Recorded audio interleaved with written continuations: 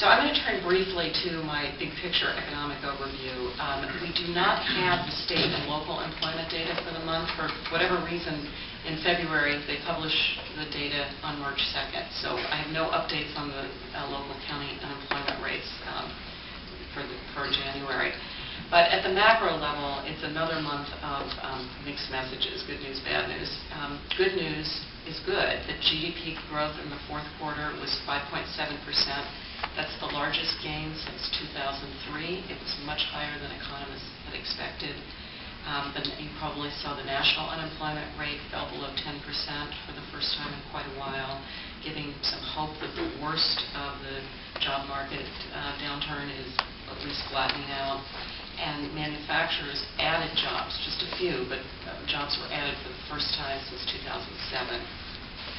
On the other hand, the bad news is that in the housing market.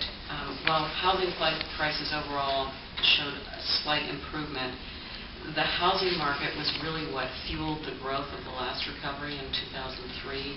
And you probably might have seen this morning that sales of new homes hit a record low since records have been kept. Dropped 11%.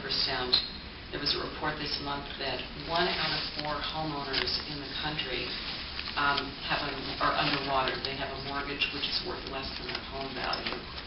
And 6.5 million households are at least 1 month behind in their mortgage payment. So the housing market is not going to fuel this recovery, at least for a while. And then, I don't know if this is good or bad, but something interesting that for the first time ever in January, women outnumbered men on the nation's payrolls. It's probably not good because it means men were losing jobs faster than women. Probably because men are more likely to work in manufacturing and construction, which are the industries which were hardest hit by the recession. That'll probably turn around in the summer when construction picks up and more men are employed again. That's just a fact.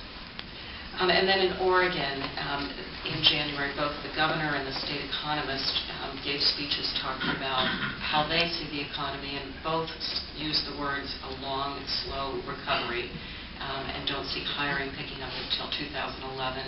Their specific forecast is very consistent with ours and what's underlying our fiscal year 11 budget. So lastly, I just want to turn briefly to the highlights of the operating report, which you have in your report. We're now 7 months into the fiscal year, and I think our budget reflects the national trends. You'll see operating revenue about 6% below our fiscal year 10 budget, and operating expenses are about 2% under budget. This continues the trends that we've been seeing each month. And again, payroll tax revenues are lower than where we budgeted last year because the drop in employment was greater than we and others anticipated in our budget last spring. And also passenger revenue is lower because as the recession is deeper than we anticipated, fewer people are riding, although Fred noted some flattening of that decline.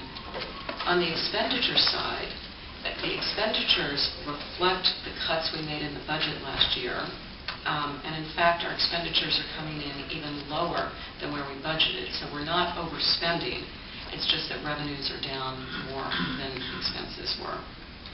And this means that to get through the year with a balanced budget as required, we'll be using some of our budgeted contingency to keep our budget balanced. And that means that we draw down our reserves a bit. And so our starting point for our budgets are linked. So our starting point for fiscal year 11 will be slightly lower than where we would be if revenues and expenses were both on budget.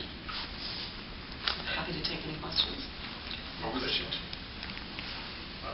Are we still at a three-month level as far as Fred shaking his head so he knows what I'm thinking?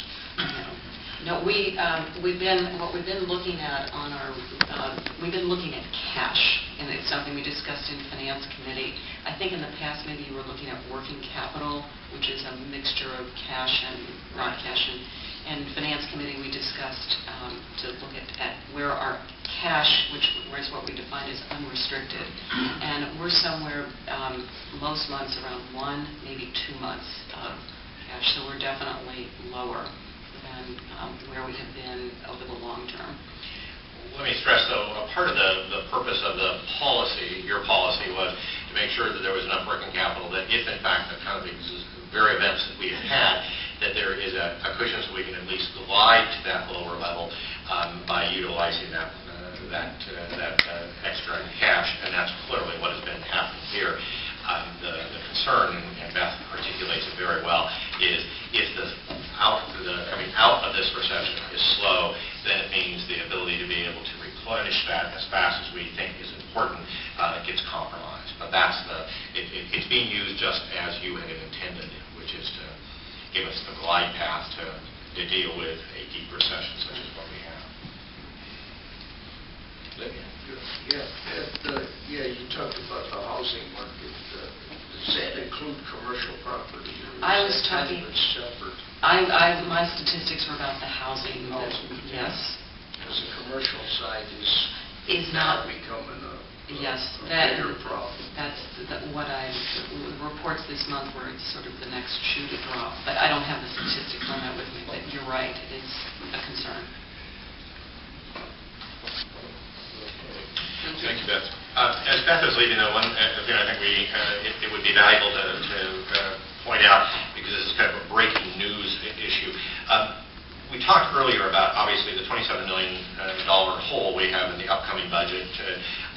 If you think back to the original stimulus bill, the American Recovery and Reinvestment Act, we used about 30% of the dollars that we received under that to be able to offset service reductions both in the current year and reserved the same amount, that is about 15%, to be used to be able to offset service reductions in the upcoming budget.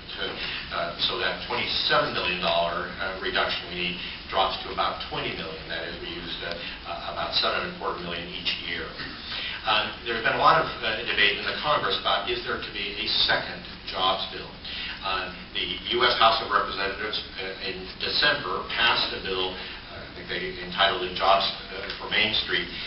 In that legislation, we would be receiving money and every other transit agency that could be used to help offset. The Senate version, which you saw in the news, the 5 Republican votes that came over to cut off a filibuster on their jobs bill, that's moving along, expected to pass by the end of this week. It, however, has no provisions that would assist us on the financing side. So the issue is going to be, one, will they do anything in a conference committee, or will the House just accede to the Senate version, which there are some indications they might. And even if they did, is there a second bill that might come along that's going to be addressing some of the other shortfalls that we and every other transit agency has?